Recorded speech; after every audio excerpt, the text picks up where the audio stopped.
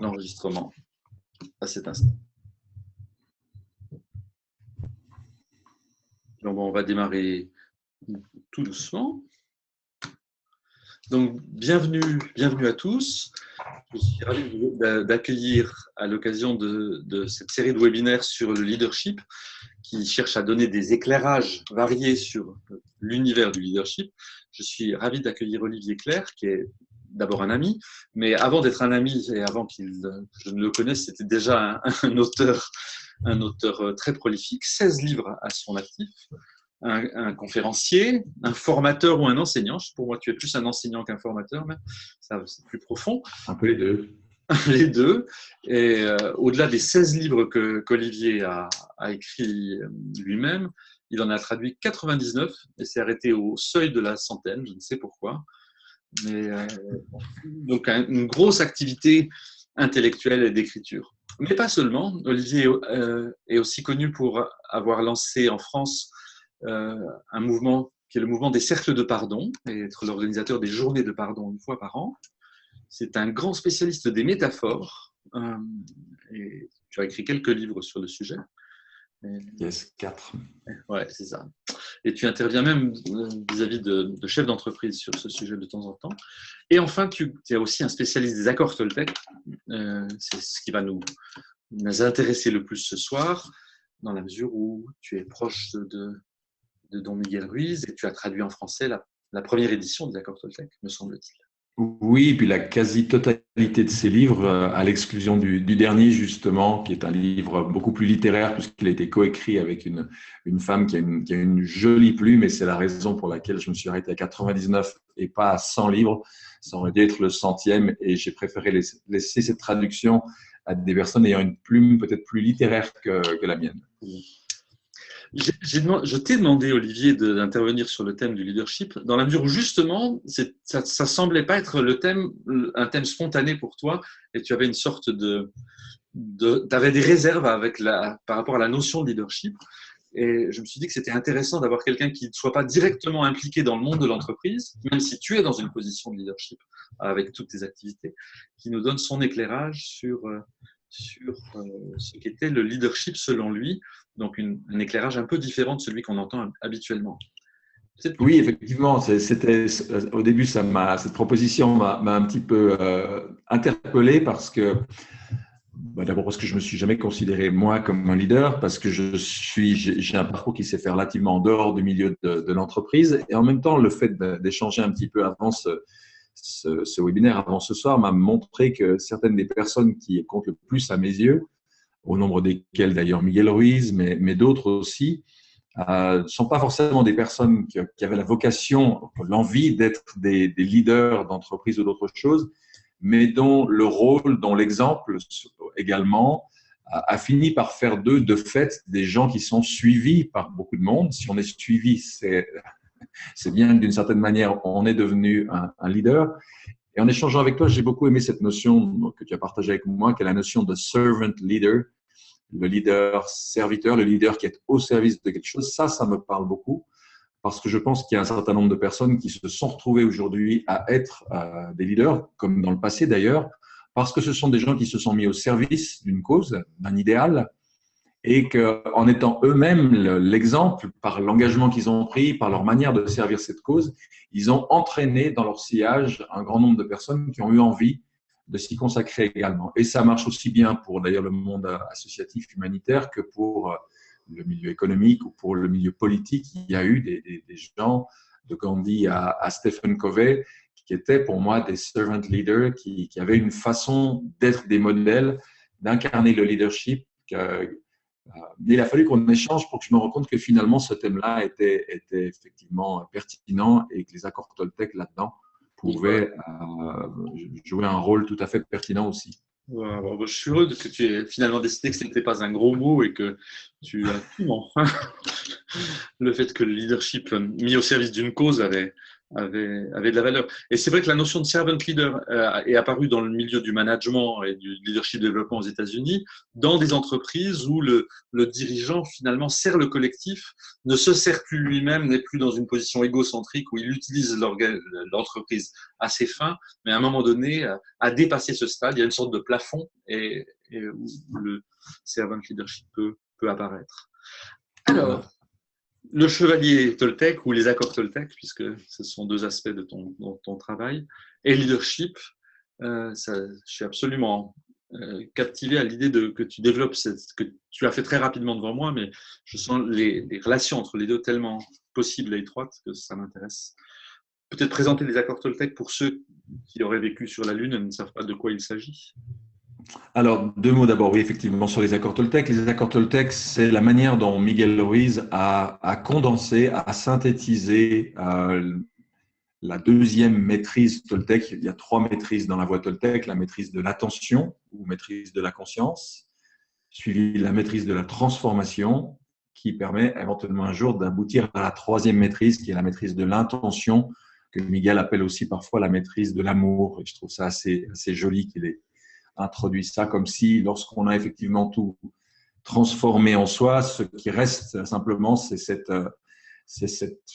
capacité d'aimer, cette envie d'être au service de l'autre. Donc les accords Toltec, c'est la maîtrise du milieu. Une fois qu'on a conscience, qu'on se dit, tiens, il y a des choses qui collent pas trop quand même dans ma vie, j'aimerais m'améliorer, j'aimerais cheminer. On ne peut transformer les choses que si on en a conscience. Donc, première maîtrise, la conscience. Derrière, comment est-ce que je vais transformer ce qui en moi ne me satisfait pas? Eh bien, avec ces quatre accords d'une simplicité confondante, au moins dans l'énoncé, ceux qui ont essayé de mettre en pratique ont vu que ce n'était pas si simple que ça. Mais avec ces quatre accords, il a condensé cette seconde maîtrise, la maîtrise de la transformation. Et il l'a fait avec un talent rare pour plusieurs raisons. D'abord parce que c'est formulé de telle manière que, quelles que soient nos croyances, nos convictions, notre philosophie, qu'on soit athée, qu'on soit juif, chrétien, musulman ou bouddhiste, c'est finalement un code de conduite qu'il est facile d'intégrer à sa propre philosophie de départ. Et ce qui fait que ce livre, en l'espace de 18 ans, a touché aujourd'hui, je ne sais pas si c'est 12 ou 15 millions de personnes, traduit dans 40 langues. Et les choses encore plus rares, et je connais bien ce monde-là, puisque je viens quand même de l'édition, il y a une espèce de croissance continue, comme s'il touchait des couches de population de plus en plus nombreuses au fil des ans, ce qui est quand même un vrai phénomène et qui parle de la simplicité, mais en même temps de la puissance et de la pertinence de ce qu'il a développé là. Alors, de mon côté, quand j'ai rencontré ce livre, quand j'ai eu la chance d'être un des premiers à le lire, à le découvrir, à pouvoir en acquérir les droits, à le traduire en français, j'ai tout de suite vu des parallèles avec des choses qui nous sont très familières ici. Alors, on n'a qu'une heure ce soir, donc je ne vais peut-être pas trop développer ça. Ceux et celles qui nous écoutent, qui s'y intéressent, trouveront des références sur mes sites internet. J'ai écrit un livre qui s'appelle « Les accords Toltec, une chevalerie relationnelle » où je montre comment, finalement, à travers ces accords, on trouve tout l'attirail du parfait chevalier. J'ai fait à la fin de ce livre-là un petit appendice où je développe aussi un parallèle avec notre tradition judéo-chrétienne et les quatre dimensions de l'être humain, spirituelle, intellectuelle, affective et physique. Mais ce que je voulais dire surtout, c'est que ces accords sont un moyen pour ceux et celles qui en ont envie et ceux et celles qui aspirent à être des leaders à faire un travail sur soi en profondeur qui va faire qu'à un moment donné, on va être en cohérence entre les valeurs qu'on professe, ce qu'on est, ce qu'on dit. Et que moi, les gens que j'ai suivis, les gens qui m'ont inspiré dans ma vie depuis 35 ans, ce sont des gens qui étaient des exemples vivants. Les auteurs que j'ai traduits ou que j'ai publiés, de Miguel Ruiz à Marshall Rosenberg, en passant par Jean-Jacques Crèvecoeur ou Charles Rogeman et de nombreux autres, ce sont des gens qui m'ont interpellé parce qu'ils étaient les exemples vivants de ce qu'ils enseignaient. Je crois que dans le domaine du développement personnel d'une part, mais pourquoi pas dans l'entreprise aussi, on attend de plus en plus aujourd'hui, et on le voit même en ce moment dans la politique, on attend des gens qui soient cohérents, qui ne nous demandent pas de faire quelque chose qu'ils ne sont pas capables d'être ou de faire eux-mêmes, qui soient l'exemple vivant de ce qu'ils professent. Ça me rappelle cette phrase d'Emerson qui disait « Ce que vous êtes crie tellement fort que je n'entends pas ce que vous dites. » Donc, autant que ce qu'on est soit déjà l'exemple de ce qu'on a envie de dire.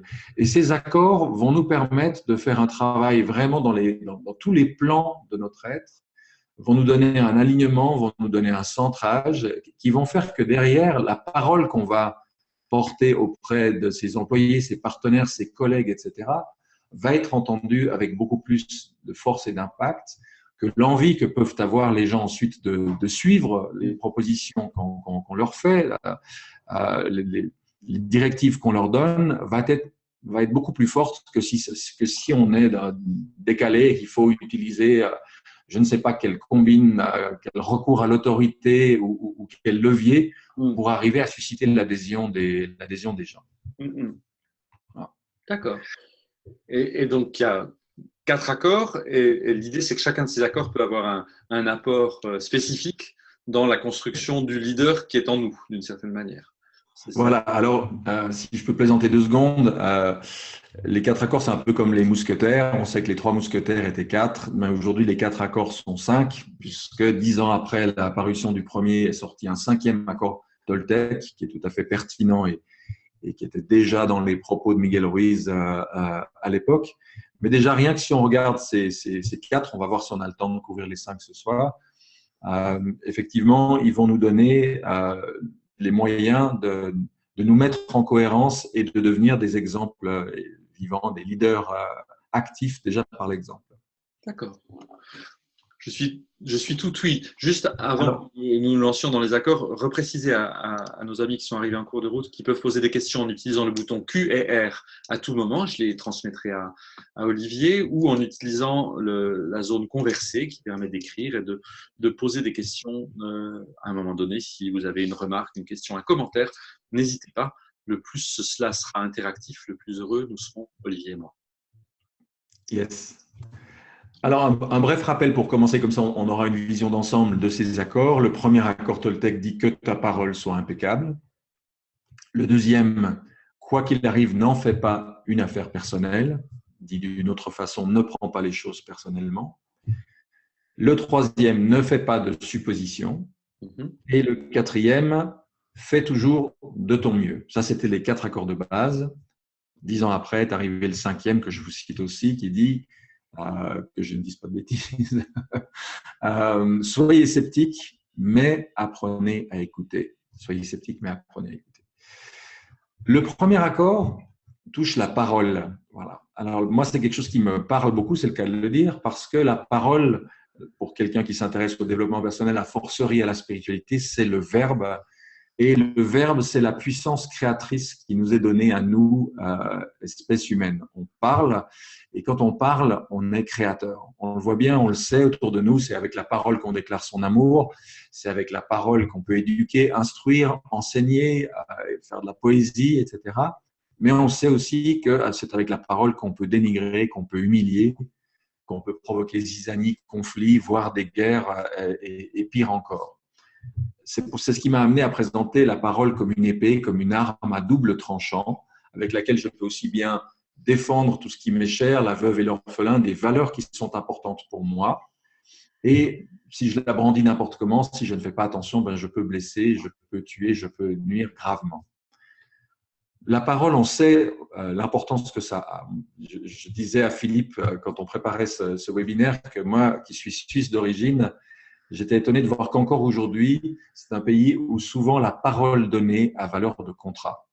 Moi, j'ai des partenariats qui se sont développés avec certaines personnes en Suisse. On n'a jamais eu un contrat, on n'a jamais rien signé parce que ce qui a été dit et ce qui a été mis d'accord verbalement a valeur de contrat et que la personne qui aurait le malheur de revenir sur sa parole, elle est tellement grillée derrière au niveau de sa réputation que plus personne ne voudra ensuite faire affaire avec elle. Et c'est quelque chose qui a longtemps existé, hein, l'amour courtois, le Moyen-Âge, etc. La parole avait une valeur extraordinaire. On se rend compte aujourd'hui qu'on vit dans un monde où malheureusement la parole a beaucoup changé de statut. Mais développer une parole impeccable, ça veut dire quoi? Ça veut dire reprendre conscience du fait que ma parole est créatrice et de me dire à quoi je veux l'utiliser. comment je vais parler? Est-ce que ce que je dis est en accord avec ce que je suis? Est-ce que surtout l'intention qui anime ma parole, les pensées, les sentiments que je mets dedans, est-ce qu'ils vont avoir une action positive, constructive, ou est-ce que par ignorance, par maladresse, par inconscience, je vais dire n'importe quoi à n'importe qui, je vais s'aimer des graines toxiques et un jour ou l'autre, je vais récolter ce que j'ai semé. Donc, moi, ça m'interpelle beaucoup parce que j'ai vu sur les 30 dernières années à la radio, à la télévision, même dans les cours d'école, une évolution assez fâcheuse de la parole où on se permet de se parler, de se dire des choses qu'à une époque personne n'aurait trouvé sain, ni juste, ni normal de faire. Et je pense que si l'on veut devenir un leader, si l'on veut être un leader conscient, aligné, ou un leader, un servant leader, comme tu dis, un leader au service, eh bien, prendre du temps pour mettre de la conscience dans sa parole et se dire, j'ai envie que ce pouvoir qui m'est donné de parler, je le mette au service de quelque chose de lumineux. Moi, j'ai le souvenir, bien avant d'être dans le monde de l'entreprise, de quelques profs que j'ai eus au lycée.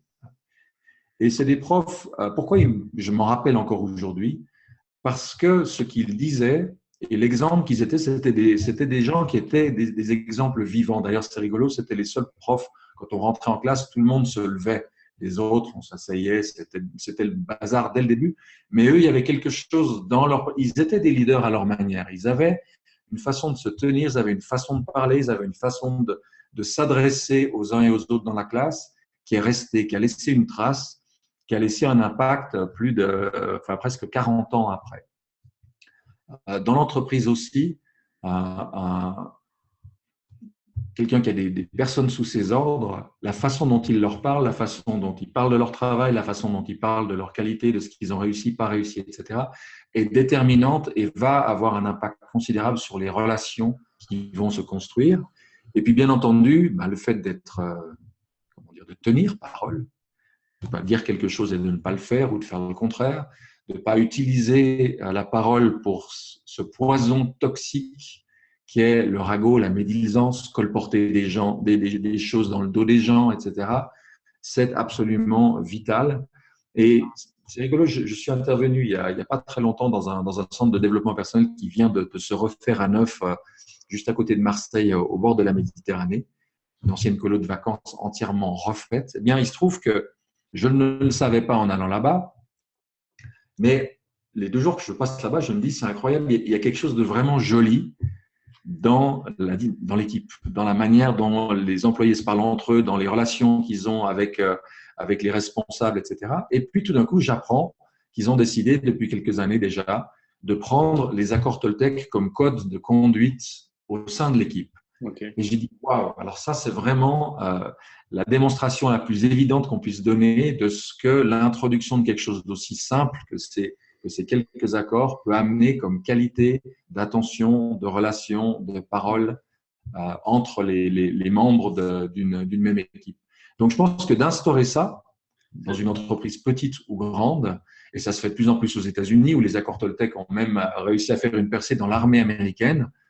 Il y a des gens que ça effare en se disant, mais l'armée, quel rapport avec les accords Toltec? Mais qu'est-ce qui empêche dans une structure comme ça de se doter d'un certain nombre de valeurs? Ils ont même frappé une médaille à l'effigie des accords Toltec.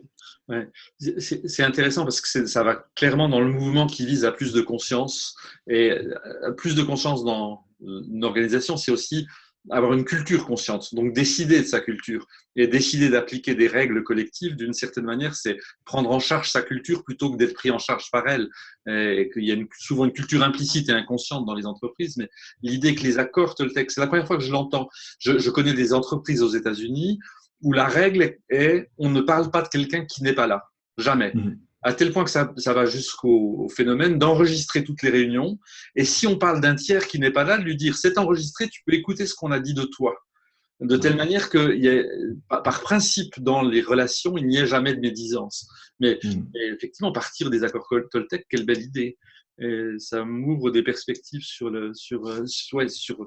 rendre une culture consciente et basée sur des bases saines et des bases positives.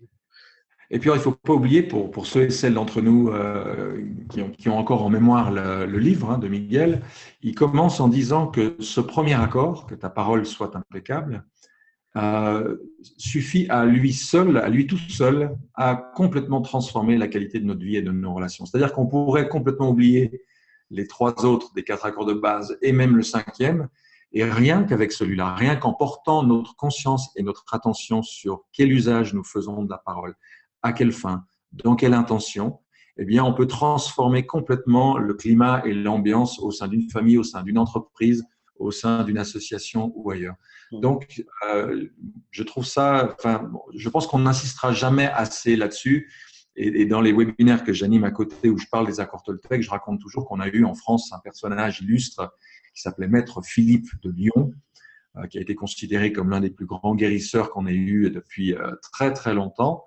Et la seule chose que cet homme demandait en échange des guérisons qu'on disait miraculeuses qu'il pratiquait rue Tête d'Or à Lyon, il demandait simplement aux gens de ne pas médire.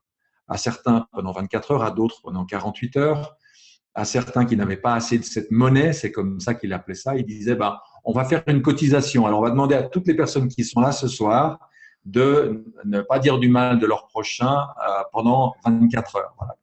Faire une cotisation pour pouvoir aider une personne qui est là à obtenir la guérison voulue. Et j'aime bien raconter cette histoire parce qu'elle illustre pour moi de manière très, très concrète à quel point un usage sain, conscient, constructif de la parole peut tout changer. Et quand je dis ça, ça ne veut pas dire qu'on ne peut pas de temps en temps dire des choses qui doivent être dites. Il y a des choses qui ont été mal faites, il y a des choses qui doivent être corrigées, qui doivent être améliorées. Avoir une parole impeccable, c'est pas être un béni oui-oui, c'est pas du tout le but. On peut dire des choses, l'épée, on peut la brandir avec dignité, on peut la brandir avec fermeté, on peut protéger ce qui est important. Simplement, ça ne va pas être de façon blessante. Et je dirais que pour moi, la clé finalement qu'il y a derrière les accords Toltec, c'est que c'est un code de conduite qui vise à améliorer la qualité de nos relations. Relation avec moi, relation avec mes collègues, relation avec ma famille.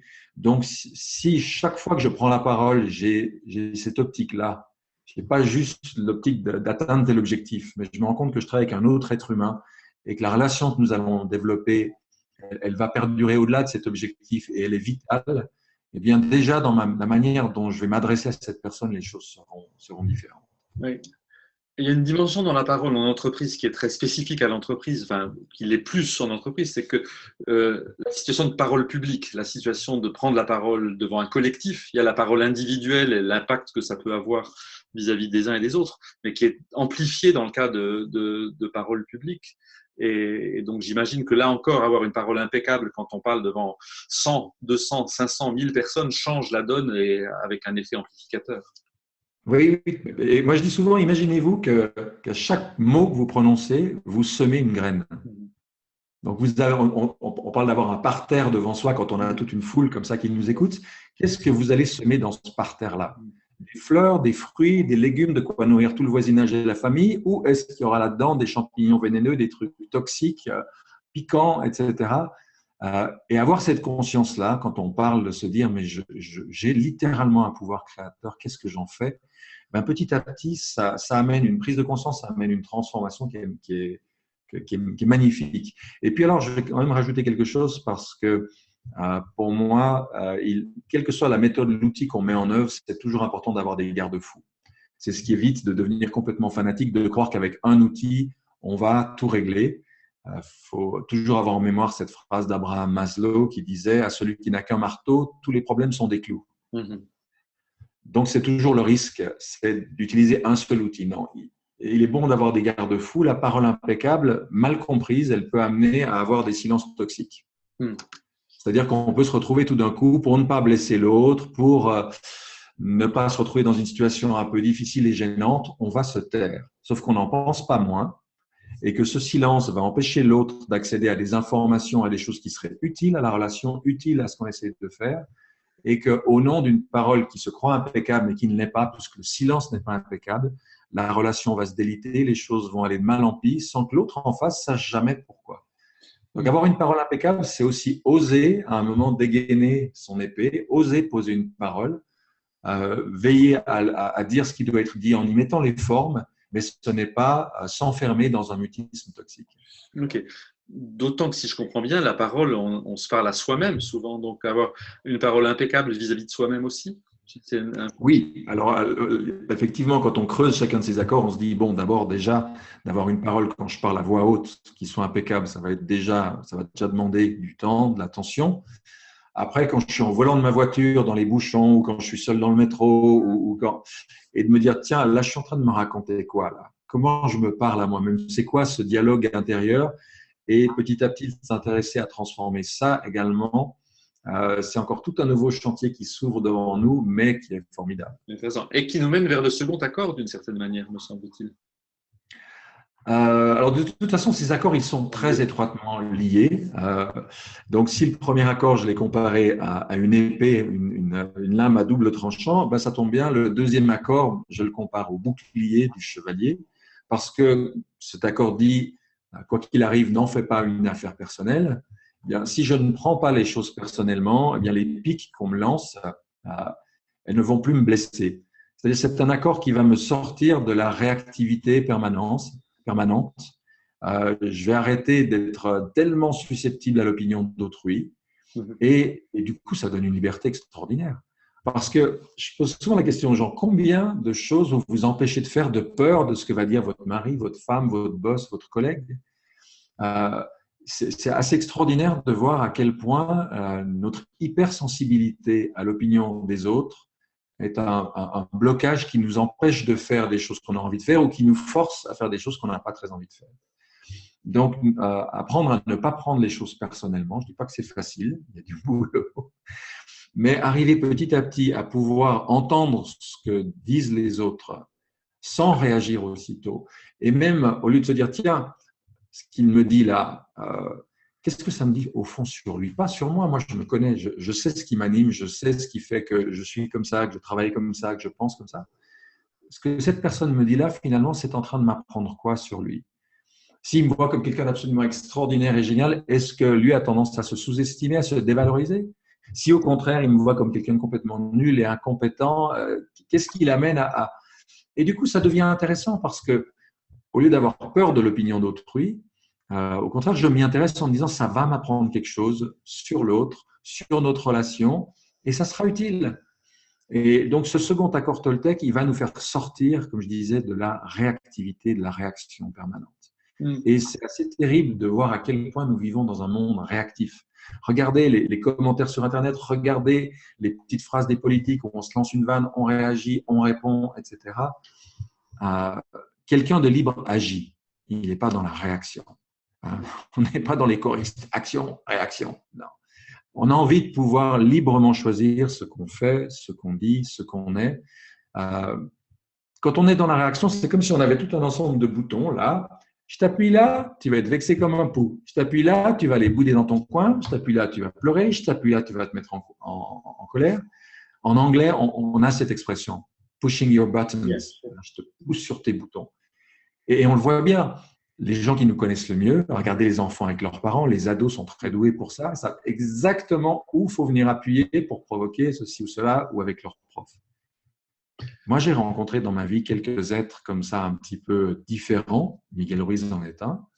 Ils n'ont pas de boutons, ces gens-là. Il n'y a rien que vous puissiez dire ou faire qui va les faire réagir. Par contre, ils agiront avec une vraie liberté. Et en tant que leader, ça me semble particulièrement important d'être dans un mode de fonctionnement comme ça, où on puisse entendre ce que les uns et les autres ont à dire et pas être tout de suite en mode réactif, je me justifie ou alors je démolis l'autre parce qu'il n'a pas le droit de me parler comme ça, etc. Mais être dans une vraie relation et en plus la qualité de relation qui s'établit vis-à-vis d'un être qui n'est pas dans la réaction, c'est juste magique, c'est vraiment d'une vraie belle qualité. Mais en même temps, il faut avoir conscience que cheminer vers cette non-réaction va prendre du temps. Oui. Il y a une clé que moi je donne par rapport à ce second accord. Qu'est-ce qui fait qu'on réagit comme ça? Par exemple, quelqu'un me dit « Oh, toi, alors vraiment, t'es nul comme père, t'es vraiment un mauvais père. » Et moi, je suis super vexé, je me justifie, non, etc. Avec l'image du bouclier, on comprend que si la pique de l'autre, elle est passée, c'est qu'il y a un trou dans mon bouclier. Et ce trou, c'est quoi? Eh bien, ce sont les jugements que j'ai contre moi-même. Si moi, je considère que je suis un mauvais père, si moi, je considère que je suis un mauvais employé, que je suis nul en maths ou que je ne suis pas bon dans le commerce ou je ne sais pas quoi, eh bien, la remarque de l'autre va venir entrer en résonance, elle va trouver un gros trou comme ça dans le bouclier et elle va me rentrer dedans. Alors ça, c'est génial. Ça veut dire que lorsque je réagis, on est en train de m'aider à identifier un trou dans mon estime de soi, un trou dans mon amour de soi, un trou dans mon respect de soi. Et je vais pouvoir aller colmater ça. Je vais pouvoir me donner les moyens, les outils qu'il faut pour me dire, mais ça, ce jugement que j'ai contre moi, il ne tient pas la route. Et progressivement, on va boucher, colmater tous les trous dans ce bouclier-là. Et on se retrouvera un jour dans une situation où quoi que les autres puissent dire ou penser de nous, ça ne viendra plus nous faire réagir, ça ne viendra plus nous blesser, ça ne viendra plus nous faire mal. Ça sera un élément d'information qui permettra d'enrichir la relation. Et puis, on va se dire, waouh, génial, quelle liberté. On se rappelle tous le moment où la première fois, quelqu'un nous a envoyé une pique, une remarque vacharde, et on est capable d'écouter ça avec le sourire. Et on se dit, waouh, avant, j'en aurais eu pour 3 jours à me remettre, et là, je suis capable d'empathie, de compréhension, et derrière, je suis capable de choisir exactement ce qui convient de faire, de dire, sans être en mode réactionnel. C'est spécialement intéressant sur 2 plans. Un, ne pas prendre les choses personnellement. On a tendance à dire que dans l'entreprise, l'injonction est de ne pas prendre les choses personnellement. Il faut être professionnel. Mais c'est souvent, finalement, en étant dans un rôle, en n'habitant pas la totalité de soi-même, qu'on prend. Donc, c'est pas la même injonction que de ne pas prendre les choses personnellement. Et les études en leadership prouvent qu'il y a différents niveaux de leadership. Et à un moment donné, effectivement, on passe d'un leader réactif au leader créatif, qui est capable de créer, d'inventer. Mais 85% des leaders qui ont été évalués, il y en a plusieurs milliers aux États-Unis, sont dans un mode réactif. Donc, c'est urgent de diffuser quand je t'entends. Et c'est une manière tellement simple de faire comprendre la différence. Je vois vraiment le lien avec le leadership. Ouais. Alors après, faut être conscient d'une chose, on vit dans une culture de la réaction. Il suffit de regarder, comme je disais, les émissions de télévision, les débats politiques, les séries télévisées, les films. On est dans du réactionnel permanent et donc ça va demander un apprentissage, ça va demander de développer une autre écoute. Et au lieu de tout de suite se dire qu'est-ce qu'il est en train de dire sur moi, de dire tiens, qu'est-ce que ça dit sur la relation, qu'est-ce que ça dit sur l'autre. Et ça élargit, ça ouvre, ça permet parfois de comprendre que la personne, elle me dit ça, mais juste parce qu'elle est super pas bien, elle est en colère. Sa colère a rien à voir avec moi, mais je suis juste la première personne qu'elle voit, donc ça sort par là. Et des outils comme tous ceux qu'on voit apparaître, je pense à la communication non violente, je pense à d'autres choses, permettent d'entendre autrement et permettent de transformer des situations qui pourraient vite partir dans l'escalade en quelque chose qui va au contraire approfondir le lien, approfondir la compréhension mutuelle. Moi, je pense qu'il y a un joli apprentissage qui est en train de se faire, que je vois de plus en plus autour de moi. On a toujours envie que ça aille plus vite, hein, mais n'empêche que si je compare à ce qu'était la situation il y a 10, 20 ou 30 ans, il y a de réelles avancées qui se font aujourd'hui. Et que ça se transpose dans l'entreprise parce que à l'intérieur le développement personnel est très fréquent à l'extérieur de l'entreprise, mais dans l'entreprise même, parfois c'est plutôt un environnement pathologique qui exacerbe la réaction et les phénomènes qu'on voudrait éviter. Donc, Très bien. C'était le 2e accord Toltec. C'était le 2e. On peut dire que le 2e, pour donner encore une clé à tous ceux et celles qui nous écoutent en ce moment, le 2e, il touche beaucoup le cœur, le côté affectif, le côté émotionnel. C'est ça qui en moi réagit quand on me dit quelque chose de désagréable. Je précise ça parce que quand on passe au 3e, ne faites pas de supposition, ben là, on a un accord qui va toucher le plan intellectuel, le plan mental. Parce que qui en moi est sans arrêt en train de faire des suppositions, c'est bien le mental. Et en français, on a une expression que j'aime beaucoup parce qu'elle n'a pas d'équivalent en allemand, en anglais ou dans d'autres langues que je connais. On dit prêter des intentions à quelqu'un. Et prêter des intentions à quelqu'un, c'est faire une supposition. C'est-à-dire que tu viens de faire quelque chose ou tu viens de dire quelque chose et je te prête automatiquement une intention. Je suppose que si tu as dit ça, si tu as fait ça, c'est parce que tu as animé telle intention, etc. Je ne vérifie pas, je ne valide pas. Je reste dans mon niveau mental intellectuel. Et alors, ce qui est tordant, c'est que je te prête une intention, généralement assez négative, et ensuite, je réagis personnellement à l'intention que je t'ai prêtée. Et ça nous fait fonctionner dans un mode en circuit fermé entre notre tête et notre cœur, et on part en vrille tout seul sur la base de rien, sur la base du vent. Donc, ne faites pas de suppositions, c'est un accord génial parce qu'il va nous amener à sortir de tout ce qu'on s'invente, les suppositions, les attentes, les hypothèses qu'on fait et valider, c'est-à-dire revenir dans le réel. Qu'est-ce que tu penses réellement? Quelle est vraiment ton intention? Pourquoi tu as dit ça? Pourquoi tu as fait ça de telle ou telle manière? C'est comme ces psys qui étaient allés faire des tests dans une classe, ils avaient demandé à des enfants de faire des dessins. Puis quand ils ramassent les dessins de tous les enfants, il y en a un dont le dessin est qu'en noir et en brun. Alors là, grande discussion entre les psys, là, mais qu'est-ce qui se passe avec cet enfant? Il demande au prof, vous connaissez ses parents? Est-ce qu'il vient d'une famille où il y a des difficultés, des tensions, etc. Puis au bout de 20 minutes de discussion, il y en a quand même un qui dit, peut-être qu'on pourrait poser la question à l'enfant. Alors, on va demander à l'enfant, pourquoi tu as fait ce dessin juste en noir et en brun? Il dit, j'avais juste ces crayons. Et ça paraît rigolo quand c'est comme ça, mais le nombre de fois où on fait ça, le nombre de fois où on suppose que si la personne vient de nous faire une queue de poisson, c'est forcément un type tordu. On n'a pas la supposition que c'est quelqu'un qui a peut-être une urgence qui l'amène à devoir conduire plus rapidement qu'il ne le souhaiterait, mais il est vraiment obligé. Il a peut-être une crise d'asthme, il a peut-être sa femme qui accouche derrière, je ne sais pas. Et cette habitude qu'on a de faire des suppositions pour tout et n'importe quoi, c'est une tâche de fond permanente du mental. Eh bien, elle nous piège et elle nous amène à nous pourrir la vie tout seul. Oui, c'est terriblement présent en entreprise, évidemment, de faire des suppositions. Il y a tous les jeux politiques où on prête des intentions aux autres et on agit en fonction de ça. Et c'est une cause de beaucoup de dissipation de chaleur à l'intérieur de l'entreprise. Exactement, exactement. Et pour sortir de ça, il y a deux solutions en fait. La première solution, qui est la plus simple, c'est que chaque fois que je peux, je vais parler à la personne, je vais échanger avec elle, je vais lui demander, tiens, là, il t'a fait ci, c'est pour quelle raison? Là, tu as fait ça, qu'est-ce qui s'est passé? Je t'ai entendu dire ci à un tel. Voilà. Et du coup, au lieu de s'imaginer des choses, au lieu de prêter des intentions, on va aller vérifier concrètement ce qui se passe. Et ce faisant, des fois, on va se rendre compte que tout ce qu'on aurait pu imaginer a juste rien à voir avec la réalité. Et on parlait avec Philippe avant de démarrer ce soir, je lui parlais de ce livre qui est pour moi l'un des best-sellers, l'un des meilleurs livres de développement personnel que j'ai lu en 20 ou 25 ans. Et pour vous donner une idée, comme c'est mon métier, j'en ai lu plusieurs centaines, voire plusieurs milliers. C'est ce best-seller qui s'appelle « Les 7 habitudes de ceux qui réalisent tout ce qu'ils entreprennent » de Stephen Covey, C-O-V-E-Y. Stephen Covey raconte une anecdote que j'adore dans ce livre-là parce qu'elle est exactement en lien avec ce 3e accord Toltec. Il est dans le métro et puis elle a un père assis dans un coin, le regard fixé sur ses chaussures, pendant que ses 2 ados de 13 et 15 ans parlent très fort, bousculent les gens, se courent après, se comportent n'importe comment. Alors, vous pouvez facilement imaginer le genre de supposition qu'on peut faire quand on est face à une situation comme ça. La supposition de Covey, c'est ça y est, un père démissionnaire. Et une fois de plus, 2 enfants mal élevés, mal éduqués, sans aucune manière, etc.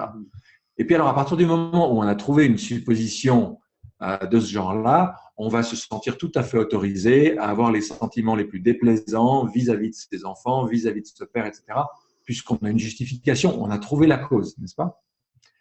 Et là où l'histoire est intéressante, c'est que justement, le dialogue là va s'engager entre Stephen Covey et ce monsieur.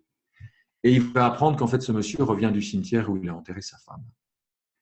Et là, comme dans Amélie Poulain, en un quart de seconde, toute la construction qu'il aurait pu se faire s'effondre. Je ne suis pas devant un père démissionnaire, je suis devant un veuf qui vient d'enterrer sa femme. Je ne suis pas devant 2 enfants mal élevés, je suis devant 2 jeunes qui viennent d'enterrer leur maman et peut-être qui décompensent un moment dans le métro. Des situations de ce genre-là, si on se regarde faire, si on braque sa conscience sur comment je fonctionne avec ma tête, là, comment je fonctionne avec mon cœur, là, on se voit se faire piéger tout le temps. Et on se fait tellement facilement piéger qu'en fait, c'est un des trucs scénaristiques de base. Si on interdisait demain à tous les scénaristes de cinéma et de séries télévisées de laisser leurs personnages faire des suppositions, on a à peu près 95% des scénarios qui s'effondrent. Amusez-vous à regarder n'importe quelle série, même un truc que vous regarderiez pas d'habitude, avec juste cette idée. Je vais voir à quel moment tel des personnages fait une supposition. Et à partir de là, la supposition est évidemment fausse. Tout part en cagade, comme on dit dans le Sud. Tout s'empile parce que les gens sont plus dans le réel. Donc, ils ont des réactions qui ne correspondent pas à ce qui se passe vraiment, qui suscitent à leur tour d'autres suppositions et tout s'emballe. Donc, c'est un accord extraordinaire à appliquer, mais concrètement parlant, je me suis rendu compte que dire à quelqu'un ne fais pas de suppositions, c'est un peu comme lui dire arrête de penser. On a quelque chose en nous qui fait des suppositions automatiquement tout le temps. Donc, en creusant un petit peu, je me suis rendu compte que le vrai problème, c'est pas qu'on fasse des suppositions au pluriel. C'est qu'on en reste une. Le vrai problème, c'est qu'on en fait une. On en fait une et on y croit. La supposition qu'on fait, elle est mentale. À partir du moment où j'y crois, elle descend, elle devient chargée d'affect, de peur, de haine, de rage. Et là, je m'enferme. Donc, pour ne pas tomber dans ce piège-là, je vais vous donner un truc tout simple. Il figure dans les livres que j'écris là-dessus. Faites plein de suppositions. Ou plus précisément, faites-en 3. La première, la négative, elle viendra tout seule. Parce que voilà, on est habitué, on est formé comme ça. Donc, tout de suite, je vais me dire forcément, cette personne est animée de mauvaises intentions, elle a tort, j'ai raison, etc. Donc, derrière, par contraste, allez chercher une bonne raison pour laquelle la personne est en train de faire ce qu'elle fait. Comme je disais avec le chauffard, première explication, c'est un chauffard, puisqu'il me double, qui me fait une queue de poisson. Deuxième explication, c'est un papa qui mène sa femme à la maternité de toute urgence. Et puis, faites-en une troisième, faites-en une loufoque, faites-en une complètement absurde, parce que la vie est souvent beaucoup plus absurde et beaucoup plus loufoque que tout ce qu'on peut imaginer. Et ça va vous développer le sens de l'humour, et dès que vous aurez fait 1, 2, 3 suppositions, vous saurez que ça se passe là, vous saurez que vous n'êtes pas dans la réalité de la situation, et là, soit vous pouvez aller parler à la personne et vous lui parlez comme Stephen Covey dans le métro, soit vous n'avez pas l'intention de poursuivre votre gars qui vous a fait une queue de poisson à travers toutes les rues de la ville et vous lâchez. Mais dès que vous faites plusieurs suppositions, toute la pression retombe.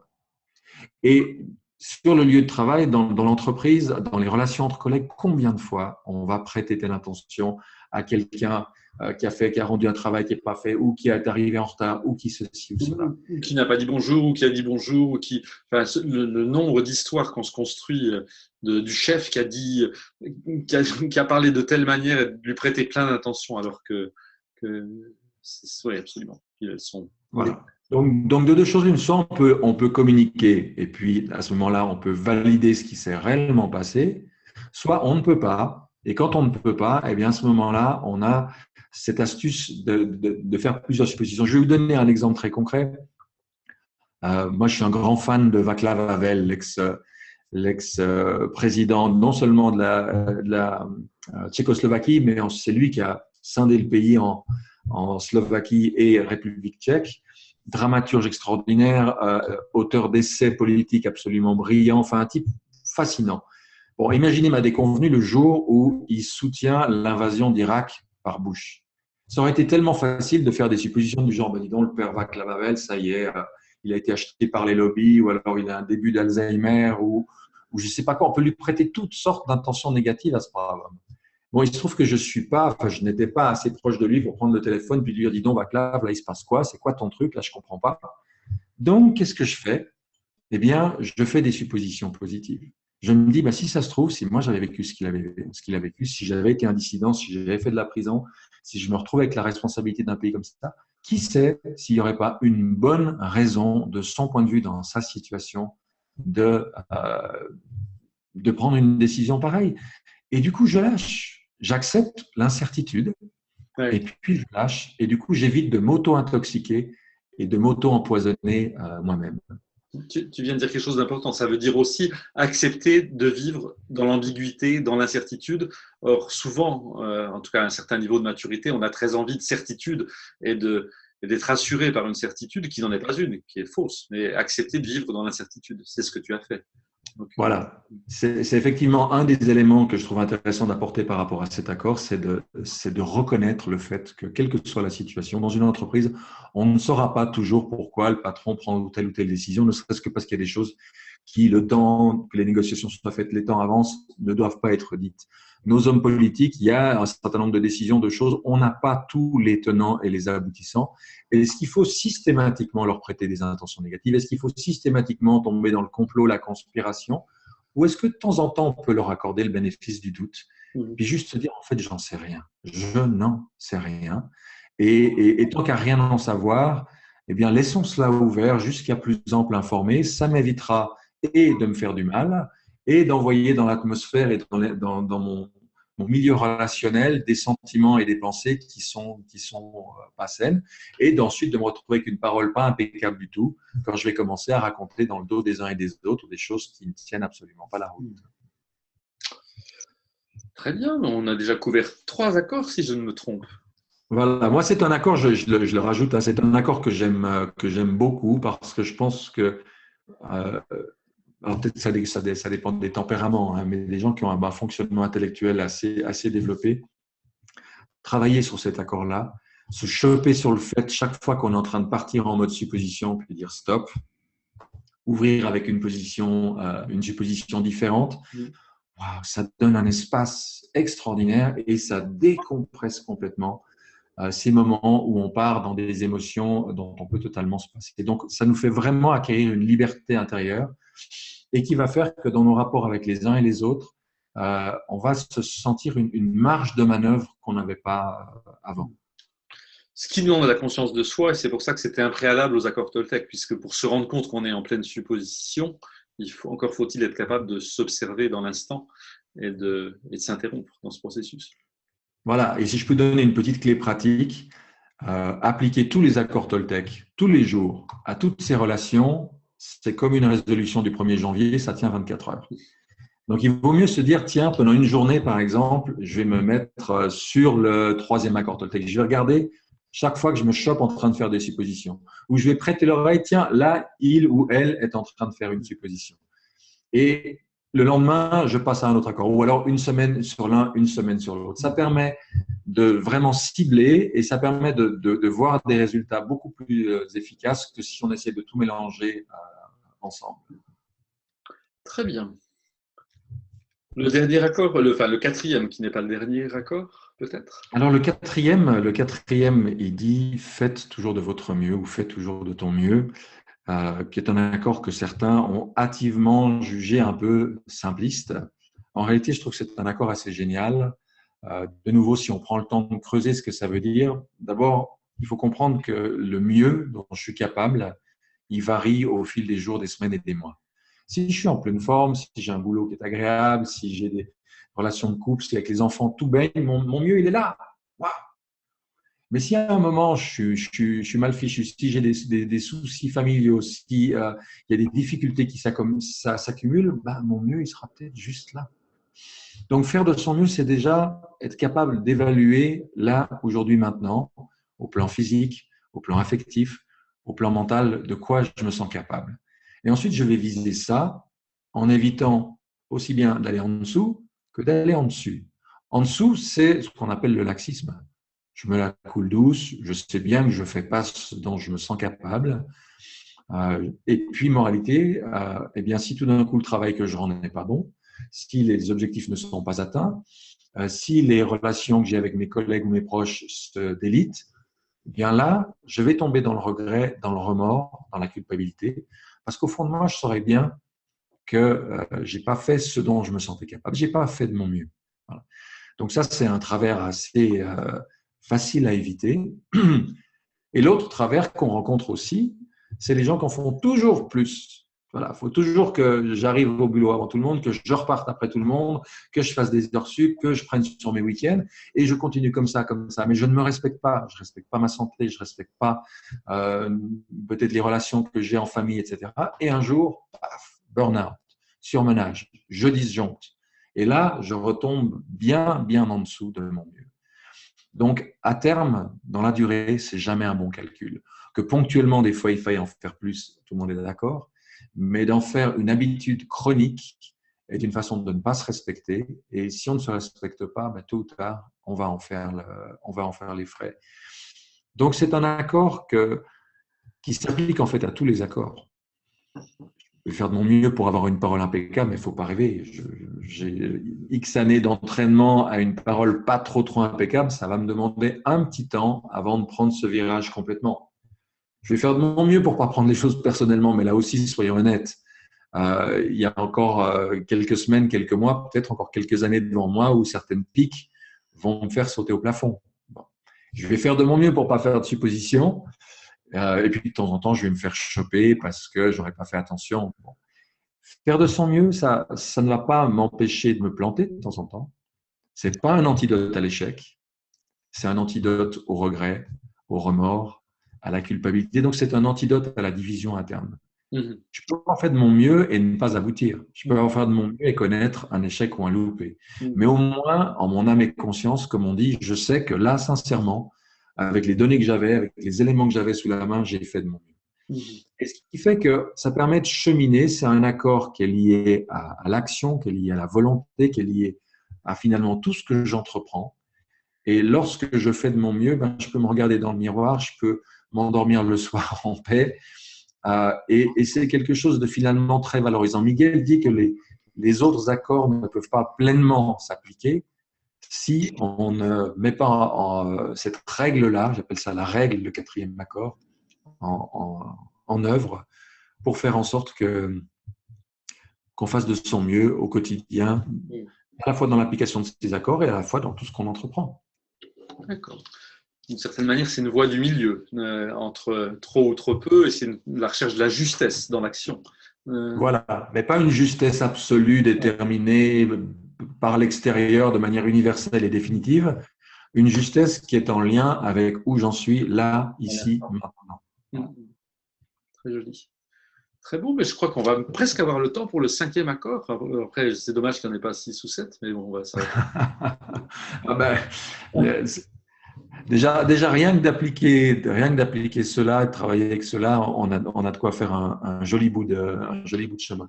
Le cinquième, en fait, on peut le voir comme un renfort des deuxième et troisième accords Toltec. Il dit « Soyez sceptiques, mais apprenez à écouter ». Soyez sceptiques, pour moi, il rejoint le « ne faites pas de suppositions ». C'est une manière de dire, quand vous entendez des choses, ne gobez pas tout ce qu'on vous raconte. Ne gobez pas ce qu'on vous dit à la télé, ne gobez pas ce que vous avez entendu à la cafétéria du boulot. Vérifiez, validez, cherchez si c'est solide. Quand on vous envoie un mail, allez regarder sur hoaxbuster.com, le site des canulars, si c'est vraiment vrai. C'est une protection contre la crédulité. Et on vit dans une époque qui est très crédule. Et si je crois tout ce qu'on me raconte, je vais réagir tout de suite derrière. Et cet accord, soyez sceptique, on peut l'appliquer aussi à ces voix qu'on a dans la tête. Quand cette voix me dit « t'es nul, tu ne vaux rien, t'es ceci, t'es cela », est-ce que je suis obligé de croire cette voix-là? Est-ce que ce qu'elle me dit, c'est vraiment vrai? Ou est-ce que c'est juste un disque rayé qui me tourne depuis longtemps? C'est des vieux restes de mon enfance, de trucs que m'ont dit les profs ou les parents. Est-ce que j'ai besoin de croire ça? Et puis, cet accord, soyez sceptique, il est complété par « mais apprenez à écouter ». Être sceptique, ce n'est pas s'enfermer et puis ne plus rien écouter. J'ai envie d'écouter ce que tu as à me dire, ça m'intéresse, mais ce n'est pas pour ça que je vais gober tout ce que tu me racontes. Donc, ni je gobe tout, ni je rejette tout, j'écoute, mais je te demande de déposer les choses que tu me dis sur la table et je ne vais pas tout avaler. Je vais regarder ça, je prends pas, ça je veux bien, ça je veux pas. Et dans un monde surinformé comme celui dans lequel on vit aujourd'hui, où chaque jour, par la radio, la télévision, Internet, nos smartphones, ce que disent les gens, les collègues, etc., on est noyé sous les informations, d'avoir cette précaution-là, d'avoir cette saine dose de doute, cette saine dose d'esprit critique et de bon sens, nous amène à pouvoir garder un certain nombre d'informations dans un casier hypothétique. D'après ce qu'on me dit, il y aurait ceci. D'après ce que j'ai entendu, il y aurait cela. Tant que je n'ai pas été validé de manière définitive cette information, je la retiens pour ce qu'elle est, juste une information. Je travaille avec, mais si j'entends une information contraire, si j'ai d'autres éléments, eh bien, j'ajusterai le tir. Donc, c'est un accord que je trouve pour moi très utile dans le monde où on vit. Parce que, oui, comme je le disais, on est terriblement crédule. Je le vois aux emails qu'on reçoit régulièrement les uns et les autres, à ces messages qui circulent sur Internet, qui suscitent la réaction de celui qui le reçoit, qui s'empresse de le diffuser partout sans avoir un moment de se dire mais ce truc-là, ça tient la route. C'est vrai que si je renvoie ce message-là, je vais détruire mon PC. C'est vrai que si je réponds à ce numéro-là, mon smartphone va exploser. Voilà. Donc, c'est un très joli accord complémentaire des 4 accords de base. Je vois une question qui nous est posée qui nous dit doute, parce que jusqu'où le doute? Parce que le doute radical, tu sais, tel qu'il a existé en philosophie à un moment donné, ne mène pas très loin. Parce qu'à un moment donné, si on doute de tout, donc le doute jusqu'où? Alors, c'est une très bonne question et c'est quelque chose qui est développé dans le livre et que moi je développe aussi quand j'aborde ça. C'est pour ça que je parle d'une saine dose de doute. Il y a un doute qui est un doute destructeur qui fait qu'on ne croit plus à rien, qu'on tombe dans le cynisme, dans le relativisme, dans le nihilisme. C'est pas de ça qu'il s'agit. C'est de pouvoir effectivement prendre le temps d'écouter ce qui nous est dit, de se dire est-ce que c'est vrai, est-ce que c'est pas vrai, est-ce que je valide, pourquoi est-ce qu'on me dit ça, qu'est-ce qu'on cherche à obtenir de moi en me donnant cette information-là. Et ça nous met dans une posture qui est juste, je pense à un homme génial qui est Noam Chomsky. Chomsky a cette phrase magnifique, il disait si on avait une véritable éducation, un véritable système scolaire, ce serait un cours d'autodéfense intellectuelle. Ça veut dire quoi? Certains d'entre nous font du karaté, du judo, etc. pour se protéger d'une éventuelle agression physique qu'on ne leur souhaite pas dans la rue. Fort heureusement, la plupart d'entre nous n'ont jamais affaire à ce genre d'agression. Par contre, des agressions sur le plan intellectuel, sur le plan émotionnel, on en a tous les jours. Une bonne partie de l'information, une bonne partie de la pub, une bonne partie des médias vise à nous faire penser telle chose, vise à nous faire réagir de telle manière. Et cette saine dose de doute, cette juste dose de bon sens et d'esprit critique est un formidable outil pour sortir de la réactivité. D'autant qu'il y a toute une dialectique entre écouter, donc d'être ouvert, d'être radicalement ouvert, et en même temps de douter. Donc, c'est pas se fermer, ne pas laisser entrer les choses, c'est laisser entrer, mais répondre, si je comprends bien, pas réagir encore une fois. Voilà, exactement. Ce que je vous propose, c'est un excellent moment pour poser des questions si vous en avez pour Olivier. Vous pouvez les poser soit dans l'espace de conversation de chat, soit à travers la zone questions-réponses. Donc j'essaie d'imaginer un instant un leader d'entreprise qui aurait assimilé et qui pratiquerait au quotidien l'ensemble des accords que tu as développés. Donc sa parole serait toujours impeccable et maîtrisée et bienveillante d'une certaine manière. Elle pourrait être forte, mais elle ne serait jamais incontrôlée. Oui, il y a du travail dans beaucoup d'entreprises. Tellement. Déjà, juste un exemple très concret de parole impeccable dans l'entreprise, c'est de faire la distinction entre les actes d'une personne et de cette personne. C'est pas dire une personne qu'elle est nulle et incompétente, c'est dire ce travail-là ne correspond pas à telle et telle exigence. C'est une nuance toute bête, mais qui fait un monde de différence. C'est-à-dire, je respecte l'intégrité de la personne qui est en face de moi, mais en même temps, je suis capable de dire si le travail a été bien fait ou pas fait par rapport aux attentes. Ouais. Ne pas coller des étiquettes, ne pas mettre des jugements sur les gens en tant que tels. Alors, une remarque sur laquelle tu peux agir d'Alexandra qui dit compte tenu de la contre-culture dans laquelle nous évoluons, je pense que justement c'est la responsabilité d'un vrai leader d'être créateur de valeur. Et ce n'est pas simple au quotidien d'être celui qui ne réagit pas et qui ne suppose pas. On peut démarrer sa journée remplie d'espoir et de courage et se faire plomber par les énergies négatives et le jugement. Un leader est peut-être celui qui décide chaque matin de gagner sur ses tendances de vie et d'être le pionnier d'une culture consciente. C'est sûr que l'environnement te ramène parfois. Bien sûr. Et c'est pour ça que c'est aussi important de trouver des gens qui sont dans une démarche similaire. Parce que bien sûr qu'on peut beaucoup faire seul, mais il y a des moments où si on est seul dans une culture d'entreprise ou ailleurs qui est complètement à l'opposé, c'est difficile de savoir qu'il y a des gens qui partagent un certain nombre de valeurs communes, qui sont dans ce même chemin, de participer de temps en temps à des ateliers, à des stages, à des webinaires, et se dire tiens, là, il y a des gens qui sont sur le même chemin que moi, même si on ne se voit pas tous les 4 matins, eh bien, ça renforce beaucoup. Et je pense que le webinaire, pour moi, est un outil génial pour ça parce qu'il nous économise les déplacements, mais il permet d'être en lien avec des gens dont on se dit, tiens, eux dans leur boîte, moi dans la mienne, eux ici, moi là. On essaye chacun à notre mesure et avec nos moyens de faire avancer les choses dans le bon sens. Dans le bon sens. Et ça peut se faire à l'intérieur d'une seule société. Donc, je connais des sociétés. Moi, je défends l'idée d'un leadership collectif conscient et que c'est au niveau d'une équipe de direction que ça peut se travailler en commun. Oui. Et là, soudain, c'est pas tout seul, c'est ensemble qu'on travaille sur son développement et avec les accords. Pourquoi pas? Ça m'ouvre des perspectives.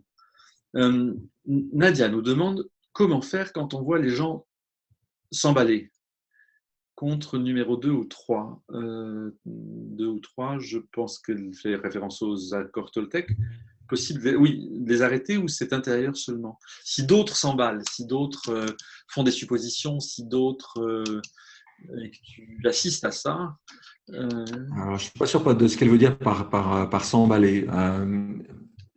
D'abord, pour moi, il faut voir les choses de manière séquentielle. Au début, l'essentiel, c'est de mettre en pratique ces accords soi-même. Après, bien sûr, si on peut le faire, comme dans ce centre que je citais, si on peut le faire au sein de toute une équipe, c'est génial parce qu'on sait qu'on est chacun, en faisant de son mieux, en train de mettre en pratique les mêmes choses. Mais plus on va être soi-même un exemple vivant de ces accords, plus derrière, on va pouvoir intervenir si certains sont systématiquement dans les suppositions, s'il y a une tendance au ragot, au potin qui se développe. Dans la mesure où soi-même on n'y participe pas, on peut attirer l'attention et trouver les moyens justes de le dire pour faire évoluer la culture d'entreprise. C'est intéressant, toi qui es à ton corps défendant, puisque ce n'était pas ce que tu recherchais dans une position de leadership aujourd'hui, très clairement, avec les cercles de pardon où il y a plusieurs. Combien il y a de cercles de pardon, par exemple, dans cette initiative? Aujourd'hui, il y en a plus d'une centaine d'actifs. Donc, une centaine d'actifs, et c'était clairement, tu te retrouves dans cette position-là. Comment tu réagis face à quelqu'un dont la parole n'est pas impeccable? Je sais que voilà, ça doit t'arriver parfois, malgré tout, de rencontrer. Alors, je n'ai pas forcément des problèmes de parole impeccables, mais enfin, quand un groupe grandit comme ça, de temps à autre, on se retrouve à devoir effectivement intervenir sur des choses qui tout d'un coup déraillent, partent d'un côté ou d'un autre. Mais je trouve que c'est pratiquement toujours possible de le faire en prenant soin de l'autre, en prenant soin de la relation, en disant, voilà, il y a telle problématique sur laquelle on a attiré mon attention, j'ai le souci qu'on en parle, et puis on arrive, et la personne sent bien que effectivement, il s'agit de corriger un mode de fonctionnement ou un flyer qui n'est pas au point ou quelque chose qui ne va pas, mais qui a absolument nulle intention de ma part de saper la confiance ou de saper la compétence de la personne. On est dans des choses très concrètes et la plupart du temps, enfin moi jusqu'ici vraiment je croise les doigts, ça se passe bien, ou si ça se passe pas bien, je suis pas au courant. Il faut dire aussi que les gens qui rejoignent les cercles de pardon ont déjà fait un travail en général sur eux-mêmes et sont souvent dans une logique de réponse plus que de réaction, j'imagine. Donc c'est une organisation un petit peu particulière. J'ai deux questions qui sont similaires, qui est comment pratiquer ces accords en entreprise, d'une part, ou comment les faire pratiquer par une équipe. Comment concrètement, voilà, je dirige une équipe, je dirige une entreprise, je me dis tiens, c'est effectivement une belle idée. Comment est-ce que tu as j'ai quelques idées, mais c'est intéressant de voir comment, à ton avis, on peut induire. Alors, je suis un petit peu emprunté dans le sens où moi, je ne dirige pas une entreprise et donc je ne peux pas parler d'un exemple que je vis ici. Je pense que déjà, la décision au sein d'une entreprise de dire on va mettre en œuvre ces accords, de les afficher à plusieurs endroits, de pouvoir en parler dans des réunions et en même temps de mettre des garde-fous qui vont consister à dire attention, ces accords n'ont pas pour but de stigmatiser l'autre. Et dis non, ta parole, elle n'est pas impeccable. Ou là, tu as pris. Si ces accords commencent à servir d'armes pour venir embêter ses collègues, ça ne va pas le faire du tout. Donc, ils ont vocation au départ vraiment à être une façon de faire attention à comment on fonctionne. Déjà, rien que ça, je pense que c'est beaucoup parce que le fait d'en parler, de le redire, de poser ça, c'est quelque chose qui va se faire dans la durée progressivement. Après, il faudrait effectivement, mais c'est moins mon domaine, je pourrais poser la question à ces amis qui ont mis ça en place ou à des structures aux États-Unis qui ont pris ça en place. Je pense qu'il faut faire preuve d'un peu de créativité pour voir concrètement comment on peut. Mais tu sais, quand les accords Toltec sont sortis, c'est créé spontanément à Bruxelles, à Genève, à Paris, dans d'autres endroits, des groupes de personnes qui se réunissaient pour travailler ensemble sur les accords Toltec. Il y a une jolie intelligence collective qui se met en place là-dessus. Autour de ça. Et je pense qu'on peut trouver des règles de fonctionnement d'entreprise. Je connais bien l'entreprise aux États-Unis qui s'appelle Whole Food, qui est une entreprise très consciente et qui a des règles, par exemple en fin de réunion, où où il y a un temps consacré à la fin des réunions pour dire le bien qu'on pense des autres. Pas forcément tout le monde dans tous les sens, mais il pourrait y avoir un temps de débrief, de méta-communication autour des accords en disant comment on les a appliqués aujourd'hui, comment on les a appliqués dans cette réunion, et où ça fait partie des règles du jeu. Mais effectivement, à un moment donné, il faut que les gens avoir réussi à convaincre les uns et les autres d'adhérer, et de telle manière qu'ils prennent les observations qui pourraient leur être faites comme une manière de s'améliorer, plus que comme une critique. Voilà. Et puis, pour moi, il y a un ingrédient essentiel à ajouter là-dedans, c'est l'humour, c'est la légèreté. Aux États-Unis, avant que sorte le 5e accord Toltec, l'équipe qui gravitait autour de Miguel Ruiz avait déjà créé un 5e accord Toltec. Comme le deuxième, c'est Don't take anything personally, prends pas les choses personnellement. Et eux, ils avaient fait comme 5e accord Don't take yourself seriously, ne te prends pas au sérieux. Voilà. Et c'était une façon d'amener un peu de légèreté là-dedans. Quand on est gamin, c'est avec le jeu qu'on apprend tout. On joue avec les copains et on apprend énormément de choses en jouant.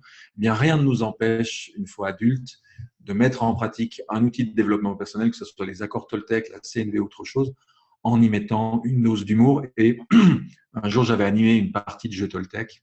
Oui, car il y a un jeu que tu as co-créé ou que tu as créé autour des accords Toltec. Voilà. Il y a un jeu qui s'appelle le jeu des accords Toltec qui vise justement à pouvoir mettre en pratique très concrètement ce jeu. D'ailleurs, j'ai eu l'occasion de l'animer une fois dans le cadre d'une entreprise. C'était tout à fait intéressant. Et donc là, c'était dans le cadre d'une retraite d'une semaine. Et à la fin, les participants m'ont fait un cadeau génial. Ils ont fait une partie de jeu des accords pastèques. Ils ont inversé et dénaturé tous les accords. Si on dit quelque chose, c'est forcément pour ta pomme. Et en inversant tout, ils ont amené une espèce d'humour, de façon de rigoler de soi et de ses travers, etc., qui a fait un bien énorme. Donc, on peut à la fois instaurer ça comme une règle dans le milieu de l'entreprise, mais en n'oubliant pas d'y mettre de la légèreté, d'y mettre de l'humour. Nous, aux Journées du Pardon, on a des clowns qui, le soir, revisitent toutes les conférences, tous les ateliers auxquels ils sont allés à travers l'humour. Et c'est un formidable moyen de garder l'essentiel de ce qui a été dit, mais sans se coincer, sans se figer dans quelque chose de dogmatique. Magnifique, c'est très, très bien. Écoute, Olivier, je suis absolument ravi de ce temps que nous avons passé ensemble et des questions que nous avons eues. Je vais juste afficher, pour ceux qui auraient envie d'aller un petit peu plus loin avec toi, je vais afficher mon écran pour donner l'adresse de ton site, qui n'est pas très difficile à retenir puisqu'il s'agit d'olivierclair.com. Et puis, vous inviter aussi, si vous le souhaitez, à vous abonner à un très joli site, comment on va appeler ça, une série de lettres que tu envoies chaque semaine qui s'appelle Graines de sens et qui sont des métaphores qui sont souvent une source d'inspiration pour la semaine ou pour la journée. Et donc, si vous voulez vous abonner. Effectivement. C'est des mails très courts, hein, je précise. C'est juste une petite graine que vous recevez une fois par semaine tout au long de l'année. Et qui sont apparemment appréciés, avoir l'augmentation croissante. J'ai un message personnel, si tu pouvais développer la seconde année maintenant, parce qu'il me semble, après j'ai toujours du plaisir à les revoir, mais qu'au bout d'un an, les mêmes reviennent. Me trompais-je? Oui, pour l'instant, j'en ai fait 52. Voilà. J'ai trouvé 52 métaphores, c'était déjà un bel exploit et j'en ai pas refait plus derrière. Ça m'importe plus. Attends, je regarde si nous avons d'autres questions de dernière minute avant d'arrêter. Écoute, je crois qu'on va terminer là. Il y avait une question concernant les accords Toltec, la règle du jeu, à laquelle je réponds rapidement. Si vous allez j'ai une chaîne YouTube qui porte mon nom, Et sur les vidéos gratuites que vous trouvez là, il y a une courte vidéo où je développe la règle du jeu Toltec. C'est une façon assez agréable de l'apprendre à travers une vidéo plutôt qu'en lisant le petit livret qui accompagne le jeu. D'accord. Très bien. Mais écoutez, merci à chacun d'avoir été avec nous ce soir. Merci à toi, Olivier. Et puis, à une prochaine fois peut-être. Merci à toi, Philippe, de m'avoir donné cette occasion. Puis effectivement, merci à tous ceux et celles qui nous ont écoutés. Allez, bonne soirée à chacun. Bonsoir.